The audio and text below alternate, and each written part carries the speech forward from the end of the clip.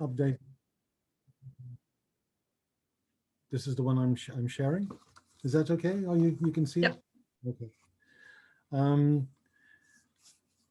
A classification for the history of visual culture and imagery must be able to respond with flexibility to the changes in the field for which it was designed, or it will become irrelevant very quickly and fall out of use. Those changes may be necessary because historical research has uncovered new and so far unknown sources, or developed new ways of looking at familiar images. Iconclass was designed to easily absorb that type of changes and expansions. However, changes in the field may also be much more substantial and widespread, especially when they reflect much more general changes in society.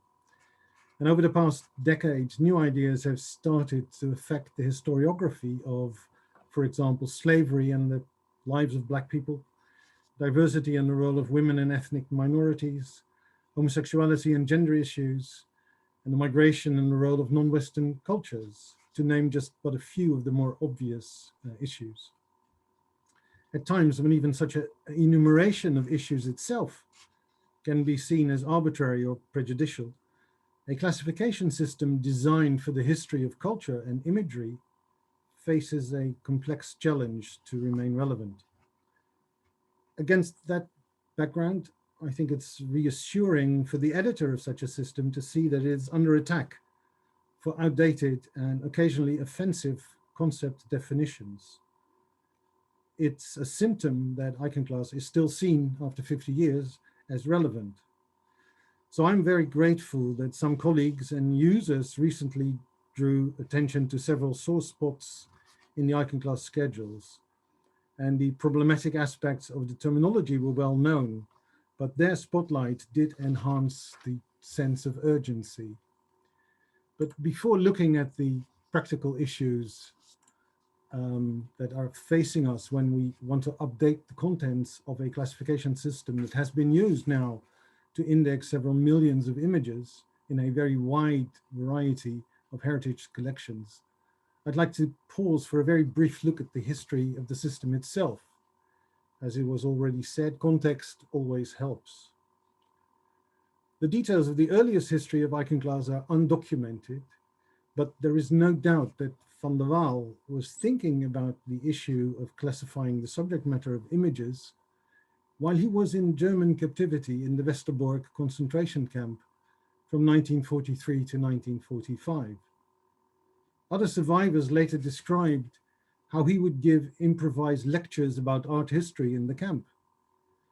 And immediately after the war, he picked up on the ideas as he started to teach in Leiden. So when the first abridged edition was published of Iconclass in 1968, we can safely assume that he had been thinking about the issues for some 25 years.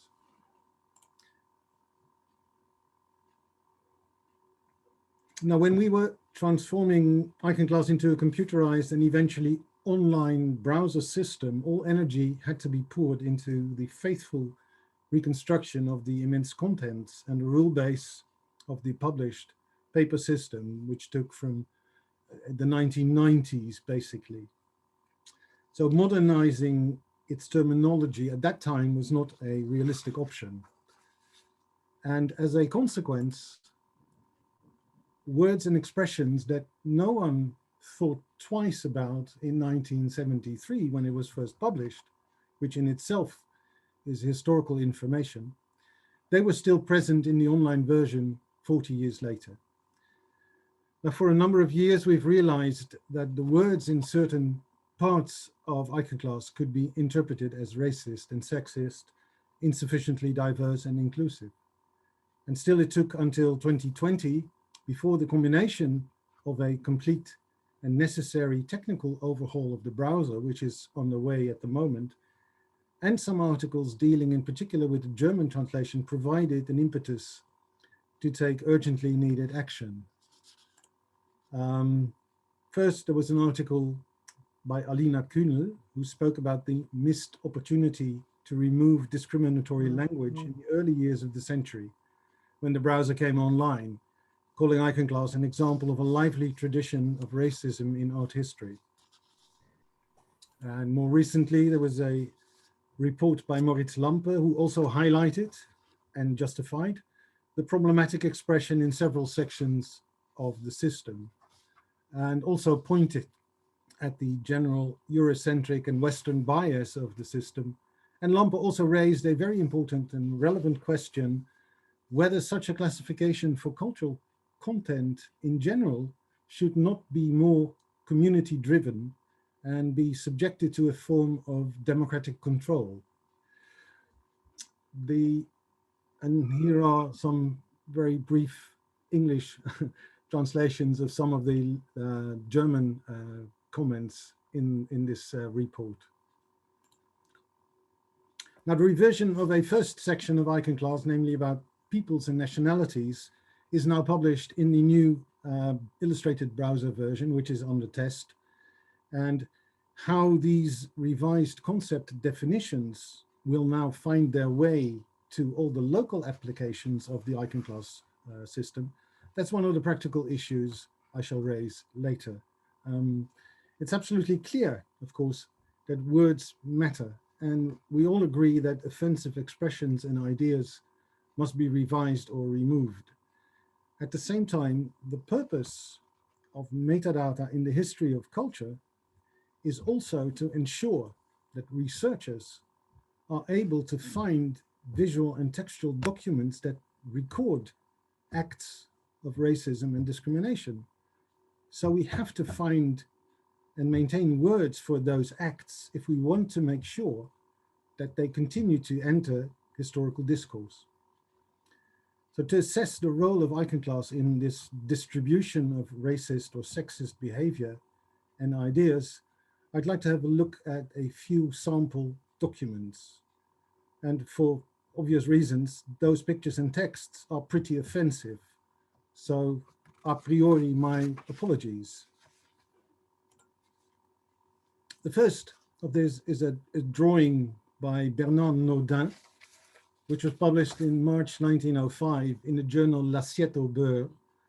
And the drawing is a political caricature about a shocking event that took place on the 14th of July, 1903, when during the celebration of Bastille Day in Brazzaville, a young Congolese prisoner called Pakpa was brutally executed by a French soldier, Fernand Gault, with a stick of dynamite. It led to a process in 1905.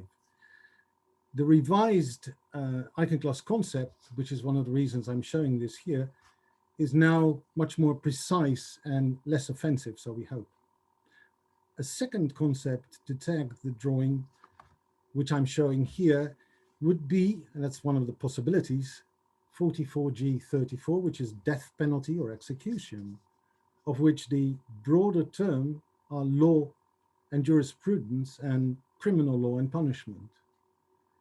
That could very easily lead to misunderstandings if we miss the purpose of the use of the classification, because tagging the caricature with these concepts does not emphatically not imply that this brutal murder can be regarded as a legitimate punishment under the law. Far from it. But tagging it with that concept ensures that it will be grouped together with other sources that deal with capital punishment that were tagged with the same standardized terminology, such as this one, about a notorious miscarriage of justice in the USA in the early 1930s with a pamphlet produced in the Soviet Union around the same time. All of this is easily found on the internet, so I'm not going to go into the details, just to show the fact that this tagging with death penalty and execution will bring several of those objects together for research. The role of metadata is to be a finding aid in this case. It's to facilitate research, not to replace it. And here's another depressing image that hints at a very long history of violence and discrimination. On the right, there's a wolf and Roman Catholic and Jews. They are grouped together in this case as false and unreliable, untrustworthy in this quite obvious piece of Protestant propaganda. On the left, you can see an example of medieval anti-Semitic imagery that is still in place in several German churches. It's called a Judensau. There was quite an uproar about that several years ago when people saw that they're still in churches available for inspection. I'm drawing attention to this because the concept is not yet found in Iconclass, and it would be easy to fit it in with other examples of anti-Semitic insinuations, as you can see here. And the reason to append such a, of course, despicable term to the schedules would of course be that it is the most efficient way to make sure the imagery can be found and then contextualized by researchers. Now, talking about adapting the Iconclass schedules and concept definition to changing ideas and circumstances brings me to my final example. And this illustrates, it's on the one hand, an adaptation, a correction from the Rijksmuseum captions on the top left, where Zigeunerfamilie was changed into Roma-Familie. And on the right, you can see gypsies, which was in Iconclass and which could very easily be changed into Roma and Sinti. So it would be very easy, technically and editorially, to revise the offensive word of a caption or a concept definition. But the actual racist prejudice and acts of discrimination persist over centuries and still across Europe, as you can see in the Amnesty report on the right. To finally demonstrate the dilemma we face when we want to direct researchers to the sources, here's a page from the index to Nicolaus Waxman's masterful book about the concentration camps. And that should suffice. He assumed that the most likely place where his readers would look for information in the index would be under the keyword gypsies. So he added cross-references under Roma and also under Sinti, but the main entry would be the one that he would expect people to look for at the first place, so under gypsies. So sometimes, as you can see here, functionality simply takes over. A few practical issues remain to be mentioned. Since 2015, every registered user has been able, if he wanted to, or if she wanted to post comments and suggest corrections, revisions, and expansions to the Iconclass browser. This has been open for 7 years now. And unfortunately, very few people took advantage of that and used it. So there was a possibility to adapt or change a description like this into Roma or Sinti. Possibly the editorial interface was a little off-putting or intimidating, but corrections were possible. And so maybe the new strategy of depositing the complete set of raw data files of Iconclass in GitHub will inspire those who see errors or detect offensive terminology to download their own copy of the complete Iconclass data and contribute ideas for improvement. You can upload then and suggest that to the editors. We would very much welcome the idea that Iconclass actively engage the community of users and that people want to help out. Editing the shared classification, however, doesn't solve the more technical problem of the distribution of the vocabulary and its implementation in websites that use it. It would be very practical if the revisions of a central system could somehow be automatically imported in local databases. So when this is changed in the central Iconclass data file and the Iconclass browser, it will also be changed in the applications that use it. If you have ideas about editing, revisions, or the implementation of the vocabulary, you can let us know also reach out via the new Henry van der Waal Foundation. And finally, some wise and prudent words of Van der Waal himself. And I'm very sure he would have been one of the first to acknowledge the need for improving the inclusivity and diversity of the Iconclass system itself. Thank you.